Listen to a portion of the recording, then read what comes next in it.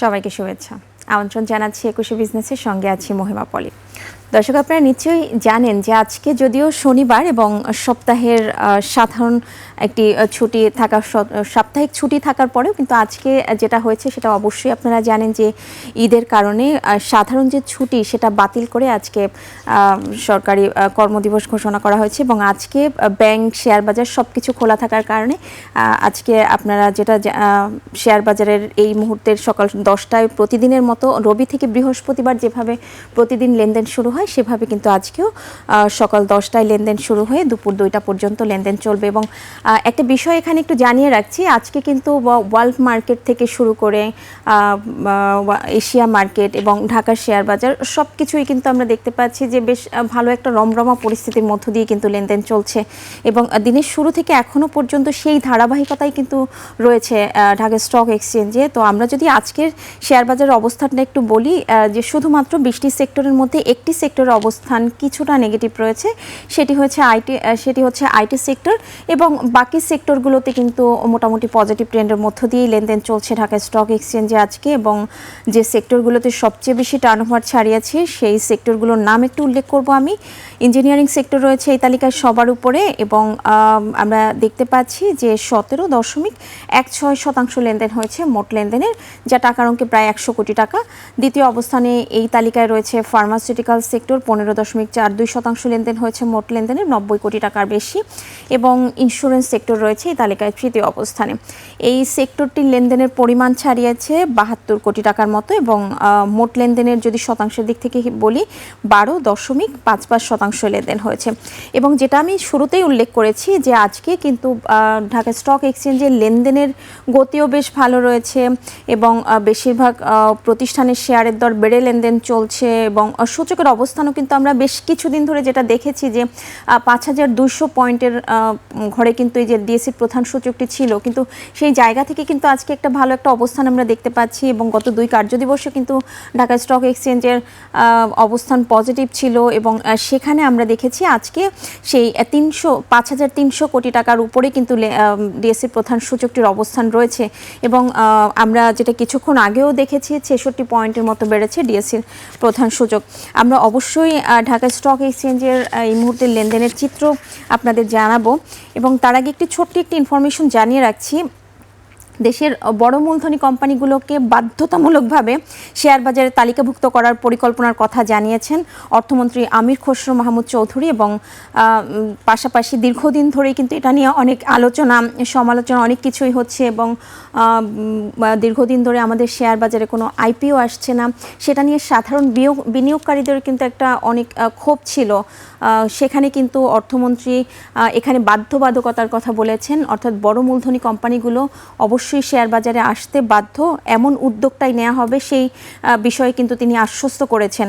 এবং পাশাপাশি উচ্চ সুদের ব্যাংক ঋণের বিকল্প হিসেবে দেশের পুঁজিবাজার ও বন্ড মার্কেটকে আরও শক্তিশালী করতে সরকার কাজ করছে বলে উল্লেখ করেছেন তিনি। এটি নিঃসন্দেহে ভালো একটি সংবাদ আমাদের শেয়ার বাজারের জন্য, যেখানে আমরা উন্নত বিশ্বে আমরা যেটা দেখি যে শেয়ার বাজার বা বন্ড মার্কেটকে বড় বিনিয়োগের একটা জায়গা হিসেবে দেখা হয়, সেখান থেকে বড় অর্থায়নের একটা সোর্সিং হিসেবে দেখা হয়, কিন্তু বাংলাদেশে ঠিক উল্টো চিত্র আমরা দেখি যে সেখানে শুধুই মাত্র ব্যাংক নির্ভরতা সবচেয়ে বেশি বন্ড এবং শেয়ার বাজারের চেয়ে। তো দর্শক, যেটা বলছিলাম আজকে ঢাকা স্টক এক্সচেঞ্জের লেনদেনের যে চিত্র সেটা একটু দেখে নিব এবং সূচকের অবস্থান পজিটিভ রয়েছে। আমরা যদি এই মুহূর্তে সূচকের কি অবস্থান রয়েছে সেটা একটু দেখে নিই। ঢাকা স্টক এক্সচেঞ্জের সূচকের অবস্থান আপনারা এখনও পর্যন্ত পজিটিভে দেখতে পাচ্ছেন, 61 পয়েন্ট পজিটিভ রয়েছে, 5325 পয়েন্ট এই সূচকের অবস্থান রয়েছে এবং যে কটি প্রতিষ্ঠানের মধ্যে এখনও পর্যন্ত লেনদেন হয়েছে তাদের মধ্যে কিন্তু বেশিরভাগ প্রতিষ্ঠানেরই শেয়ারের দর বেড়ে লেনদেন চলছে। আমরা যদি একটু দেখে নিই যে কয়টি প্রতিষ্ঠানের শেয়ারের দর বেড়েছে, দেখছেন 248টি প্রতিষ্ঠানের শেয়ারের দর বেড়েছে, দর হারানোর সংখ্যা 86টি এবং অপরিবর্তিত প্রতিষ্ঠানের সংখ্যা দেখা যাচ্ছে 59। এবং এই মুহূর্তে যদি টার্নওভারের চিত্রটাও দেখি, অর্থাৎ এখনও পর্যন্ত লেনদেনের পরিমাণটা ছাড়িয়েছে কি পরিমাণ সেটাও যদি দেখে নিই, আপনারা দেখছেন যে 661 কোটি 94 লাখ টাকা, 662 কোটি টাকার মতো লেনদেন হয়েছে ঢাকা স্টক এক্সচেঞ্জে এখনও পর্যন্ত। তো আমরা লেনদেনের যে গতি দেখতে পাচ্ছি সেটা নিঃসন্দেহে ভালো একটি গতি রয়েছে এবং সেটা এই সপ্তাহে যেটা আমরা জানতাম যে আসলে একদিন কার্যদিবস থাকলেও সেটা একদিনের তুলনায় আমরা ভালো একটা লেনদেন দেখতে পাচ্ছি ঢাকা স্টক এক্সচেঞ্জে। এবং টপ ট্রেডের তালিকাটা যদি একটু দেখে নিই, এই মুহূর্তে টাকার অঙ্কে লেনদেনের শীর্ষে কোন কোন প্রতিষ্ঠানগুলি অবস্থান করছে চলুন আমরা দেখে নিব। দর্শক, আপনারা দেখতে পাচ্ছেন যে প্রথম 5টি প্রতিষ্ঠানের মধ্যে এশিয়াটিক ল্যাবরেটরিজ রয়েছে প্রথমেই 33 কোটি 84 লাখ টাকা, প্রায় 34 কোটি টাকা লেনদেন করে সবার উপরে প্রথম অবস্থান দখল করে রয়েছে। হাত বদল হচ্ছে 125 টাকা 70 পয়সায়। এনসিসি ব্যাংক রয়েছে এই তালিকায় দ্বিতীয় অবস্থানে, 28 কোটি 20 লাখ টাকা লেনদেন হয়েছে এখনো পর্যন্ত। আরডি ফুড 16 কোটি 18 লাখ টাকা লেনদেন হয়েছে এবং 32 টাকা 70 পয়সায় হাত বদল হচ্ছে। মীর আখতার 14 কোটি 88 লাখ টাকা লেনদেন হয়েছে, চতুর্থ অবস্থান দখল করে রয়েছে। 45 টাকা 30 পয়সায় হাত বদল হচ্ছে। নাভানা ফার্মা রয়েছে এই তালিকায় পঞ্চম অবস্থানে।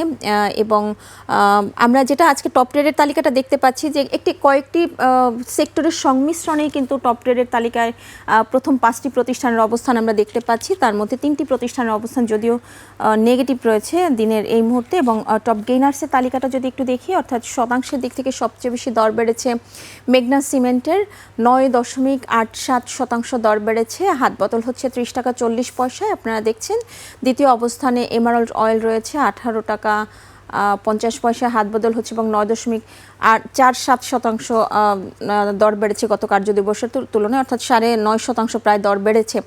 আরামিড সিমেন্ট রয়েছে এই তালিকায় তৃতীয় অবস্থানে, 9.17% দর বেড়েছে। রিজেন্ট টেক্সটাইল 8.70% দর বেড়েছে।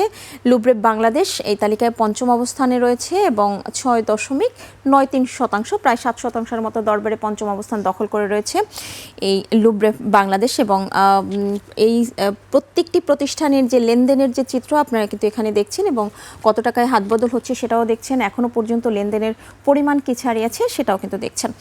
তো টপ লুজার্সের তালিকায় থাকা প্রতিষ্ঠানগুলোর মধ্যে প্রথমে ড্যাফোডিল কম্পিউটার রয়েছে 9.44% দর হারিয়েছে। প্রাইম ফাইন্যান্স 8.57% দর হারিয়েছে। অ্যাপেক্স স্পিনিং 7.24% দর হারিয়েছে। প্রিমিয়ার লিজিং 6.90% দর হারিয়েছে। এনসিসি ব্যাংক 5.66% দর হারিয়েছে। এবং এই 5টি প্রতিষ্ঠান টপ লুজার্সের তালিকায় রয়েছে।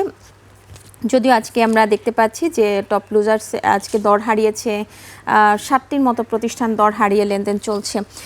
তো দর্শক, আপনারা দেখছিলেন ঢাকা স্টক এক্সচেঞ্জের এই মুহূর্তে টপ ট্রেড, টপ গেইনার এবং টপ লুজার্সের অবস্থান। এবং আমরা শুরুতে একটি কথা বলেছিলাম যে আজকে ঢাকা স্টক এক্সচেঞ্জে যেমনটা পজিটিভ দেখতে পাচ্ছি, সেখানে কিন্তু ওয়ার্ল্ড স্টক মার্কেটটাও বেশ ভালো পজিটিভ রয়েছে এবং এশিয়ান মার্কেটটাও কিন্তু আমরা আজকে দেখেছি যে বেশ ভালো একটা গতির মধ্য দিয়ে চলছে। তো এবার এশিয়ার প্রধান শেয়ার বাজারের খবরটি একটু জানিয়ে রাখবো। সূচকের ঊর্ধ্বমুখী প্রবণতা দেখা যাচ্ছে এশিয়ার বেশিরভাগ পুঁজিবাজারে। জাপানের শেয়ার বাজার নিকি সূচক 1654 পয়েন্ট বেড়ে দাঁড়িয়েছে 63,339 পয়েন্টে। বেড়েছে হংকংয়ের শেয়ার বাজার হ্যাংসেংয়ের সূচক 219 পয়েন্ট বেড়ে অবস্থান করছে 25,606 পয়েন্টে। বেড়েছে সিঙ্গাপুর এসটিআই সূচক, এটি 22 পয়েন্ট বেড়ে অবস্থান করছে 5,068 পয়েন্টে। এদিকে চীনের শেয়ার বাজার সাংহাই কম্পোজিট ইন্ডেক্সও অবস্থান করছে 4,112 পয়েন্টে, যা আগের দিনের চেয়ে 35 পয়েন্ট বেশি। বোম্বের সেন্সেক্স 30 ইন্ডেক্সকে দেখা যাচ্ছে ঊর্ধ্বমুখী প্রবণতায়। সেন্সেক্সের সূচক 231 পয়েন্ট বেড়ে অবস্থান করছে 75,415 পয়েন্টে। বেড়েছে থাই স্টক এক্সচেঞ্জের সূচক, এটি 6 পয়েন্ট বেড়ে অবস্থান করছে 1,538 পয়েন্টে। দর্শক, নিচ্ছি ছোট্ট একটা বিরতি, ফিরছি একটু পরেই, সঙ্গেই থাকুন।